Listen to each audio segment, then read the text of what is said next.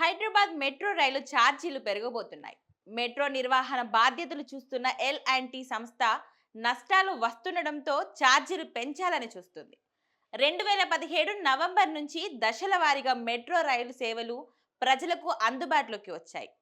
అప్పటి నుంచి గత ఆర్థిక సంవత్సరం ముగిసే వరకు మెట్రో రైలు నష్టాలు 6,500 కోట్లకు చేరాయని ఎల్&టీ సంస్థ చెబుతుంది. స్టేషన్లు, మాల్స్ లో రిటైల్ సేల్స్, లీజ్ ప్రకటనలతో ఆదాయ మార్గాలు మెరుగుపరచుకోవడానికి నిరంతరం ప్రయత్నాలు చేస్తున్నా నష్టాలు భరించలేని స్థాయికి చేరాయంటుంది.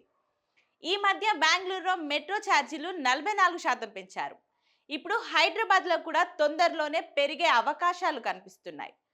ప్రస్తుతం హైదరాబాద్ మెట్రోలో కనీస ఛార్జ్ 10 రూపాయలు ఉంటే అత్యధికంగా 60 రూపాయల ఛార్జ్ మాత్రమే ఉంది.